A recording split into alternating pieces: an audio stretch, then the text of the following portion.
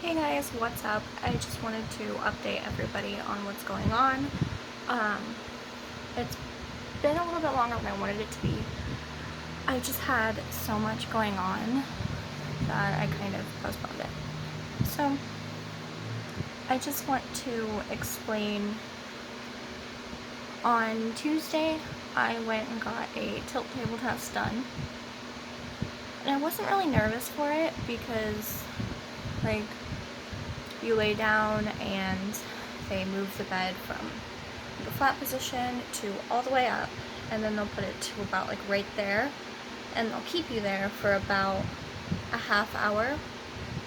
And they could see that my vitals were changing, but not to the point of where I was gonna faint, but to a point where they knew if I was in that position for a long period of time, I would. So what they did is they gave me a medicine to put under my tongue, and what it did was pretty much speed up the effects of if I was standing there for an hour plus, and it was horrible. Okay, so I faint a lot if it's too hot, if I'm walking around too much, if I'm just up in general a lot, then I will just faint. And it sucks, but normally I feel it coming, and then when I feel it, I can just sit down or lay down usually, drink some water, have something sweet, that usually helps. But there, when I felt like the fainting coming on, I couldn't lay down, I couldn't move. I did tell them, but they had to monitor my vitals. So they kept me upright and did all the vitals and everything. And it was bad. Like, I've never let myself get as far feeling faint as I did then. It's horrible. You stop being able to hear, like your hearing goes, you get really hot and clammy and nauseous and shaky, and I don't know how long they kept me there. It was probably not very long at all, but it felt like it was a really long time. And then they laid me flat, and I already had an IV that they started in my arm. Nice, beautiful bruise. So I already have that, and they put fluids in to kind of get me back from the realm of unconsciousness. And he pretty much told me that I have neocardiogenic syncope, which is also known as vasovagal syncope, and that's probably the term you've heard. And what it is like your heart races so much that it puts a lot of blood down to your legs and not enough to your brain, and that's what makes you faint and black out.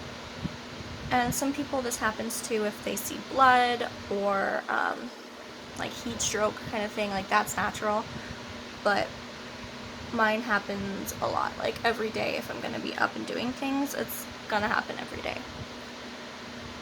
And the bummer is, he said there's nothing really they can do about it, to eat a higher sodium diet to keep my blood pressure more even, and I can try wearing compression socks. That may help, but I don't have any, so I'm not quite sure what to do there. And he said my heart rate peaked at about 180 during that test, which is super high, but not anything more than I was expecting. So that was Tuesday. I came home and I felt really off all day. I took a nap and I was just exhausted. After you have a fainting spell like that, you kind of feel hungover. Like you're just exhausted, your head hurts, and so I was pretty much down for the count yesterday. And today I had another doctor's appointment, completely unrelated. This was a GI doctor. And nothing really big there. It's just been trying to get a hold of my nausea and intestinal issues like that. So, been pretty busy. I did start streaming on Monday on Twitch. I'm gonna be streaming primarily horror games. So if that's your forte, I definitely recommend checking my Twitch out. It's Smile When Ready. It's the same as my YouTube. And I'm going to be streaming every Monday and Thursday, probably. I'm currently playing The Evil Within, which is a very cool game. It is a zombie game, and it is pretty gory, so just keep that in mind when you're watching it. And I'm going to start making gaming videos on my YouTube. I'm not sure what game I'm going to start out with. If you have any recommendations or something that you want to see me play to upload it to YouTube, let me know. Leave it in the comments. And that's pretty much where I'm at right now. I'm sure that my doctor will still want me to do the stress test, the treadmill stress test, because, because my heart rate is still high. And, like, they know why I'm fainting, but I feel like they still don't know why my heart rate is so high. So they should hopefully still do that. That was the original plan. But he seemed pretty satisfied after this last appointment, so I'm hoping, but we'll see. Definitely check out my Twitch. I also have my Instagram is SmileWhenReady1, and you can check there. I post there pretty frequently as well if you need any updates or anything like that. So from now on, let me just go ahead and tell you, I don't have the coronavirus. I knew I didn't, and I've never had it, which is kind of interesting because I did have a really bad cold about a month and a half ago. So, interesting, it was just a cold. Don't have it, didn't have it, so no worries there. Again, the worst test in my life, so good luck. I do know there's places near me that you can do drive-through testing that they have open.